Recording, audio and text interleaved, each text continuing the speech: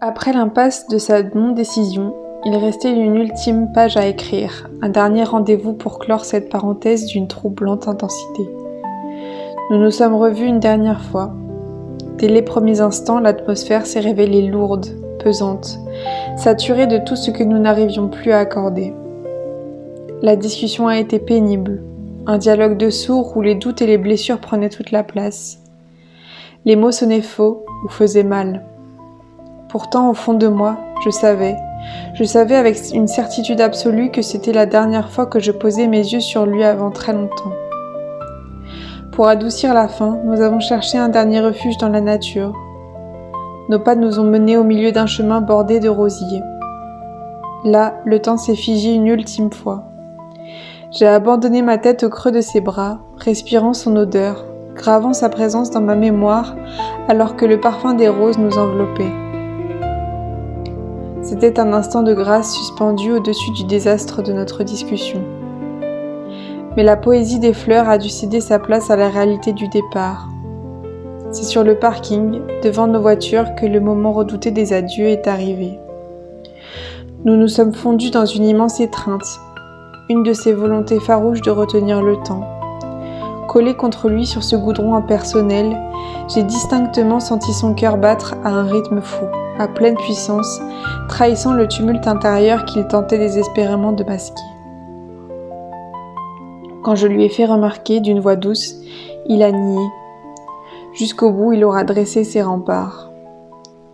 Je n'ai pas insisté. J'ai déposé un dernier baiser sur sa joue et dans un souffle, j'ai murmuré ces 3 mots qui m'habitaient depuis si longtemps. Je t'aime. Puis, je me suis retournée. Je suis montée en voiture et je suis partie.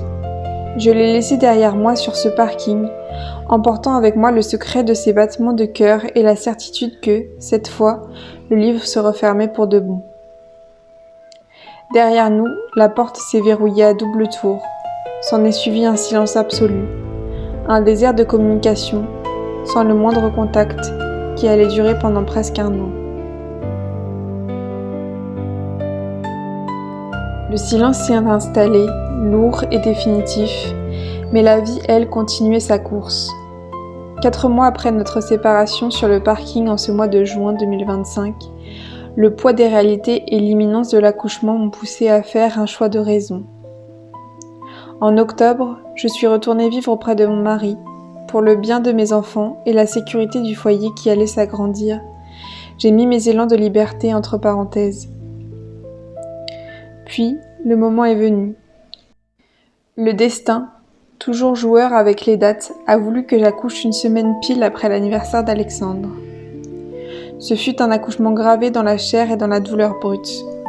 Le bébé est arrivé si vite que la péridurale pourtant prévue n'a pas pu m'être administrée. Dans cette tempête physique, face à l'intensité absolue de ma mise au monde, une immense vulnérabilité m'a submergée. Et au milieu de cette déferlante, une pensée m'a transpercée. Il me manquait. C'était lui que j'aurais voulu voir à mes côtés dans ce moment de vérité totale. Lui dont j'aurais eu besoin de serrer la main. Les mois ont passé, rythmés par les nuits courtes et la routine de cette vie de famille retrouvée. Mais le vide d'Alexandre restait une blessure ouverte. En janvier 2026, un autre moment capital est arrivé. Le baptême de mon 2e bébé. Alors que l'eau sainte coulait sur le front de mon enfant, sous le regard de mes proches, mon cœur se serrait. Pour la première fois de ma vie, Alexandre n'était pas là avec moi lors d'une étape si importante. Lui qui avait été le témoin de mes grands engagements et le confident de mes doutes, était le grand absent de cette célébration. Au milieu des chants et des sourires de l'église, une seule certitude m'habitait de force. Je voulais qu'il soit là. Le calendrier a continué de faire défiler ses ombres jusqu'à ce que sonne le mois de février 2026. Cela faisait 1 an tout juste que le père d'Alexandre s'en était allé, et de longs mois de silence absolu s'étaient écoulés depuis nos adieux de juin. Pourtant, le 2 février, mon cœur s'est à nouveau calé sur le sien. Je savais ce que cette date représentait. Je savais la douleur qui devait le traverser. Ce jour-là, je n'étais pas bien. L'émotion était trop lourde, le poids du souvenir trop présent pour être simplement contenu dans des caractères impersonnels. Alors j'ai mis de côté mes peurs et les barrières du temps. J'ai brisé le silence. Je n'ai pas écrit. J'ai choisi de lui laisser un message vocal. Ma voix, avec ses fêlures et sa vérité du moment, s'est envolée vers lui à travers les mois d'absence. C'était un message d'une simplicité pure, dénué de toute attente. Je parlais simplement pour lui dire que je pensais fort à lui en ce jour si particulier de l'anniversaire du décès de son papa. Une main tendue et une voix familière retrouvée au milieu de la nuit pour lui signifier que même si le monde avançait, moi, je n'avais pas oublié sa peine. Sa réponse est arrivée sous la forme d'un message écrit. Mes mots l'avaient profondément touché. À travers ces lignes, il s'est ouvert avec une sincérité rare, me confiant que ce premier anniversaire du départ de son père ravivait un vide immense, un combat quotidien devenu particulièrement lourd ce jour-là. À cette charge émotionnelle s'instillait le stress d'un nouveau virage dans sa vie. Il débutait une formation professionnelle exigeante dans les transports et le lendemain marquait son premier grand saut en autonomie. Mais au-delà de ses confidences, Alexandre a enfin mis les mots sur son long silence. Ce recul qu'il s'infligeait n'avait rien d'un désintérêt. Il m'a avoué penser fréquemment à moi. C'était un acte délibéré de protection. Conscient des blessures du passé, il refusait de nous laisser plonger à nouveau dans ces dynamiques étouffantes qui nous avaient tant abîmés. Dans un élan de respect pour ma vie de famille et mon équilibre, il exprimait le souhait profond de me voir heureuse et d'aller de l'avant, pendant que lui s'efforçait de s'ancrer dans sa nouvelle voie pour ne pas sombrer.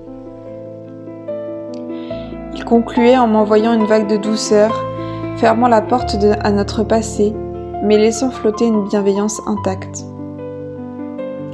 Face à cette lucidité et à ce besoin de protection qu'il exprimait, j'ai choisi de ne pas répondre.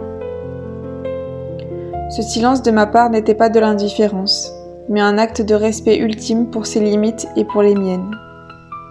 Il fallait laisser le temps faire son œuvre. Chacun est retourné à sa vie, à ses combats, à ses constructions quotidiennes.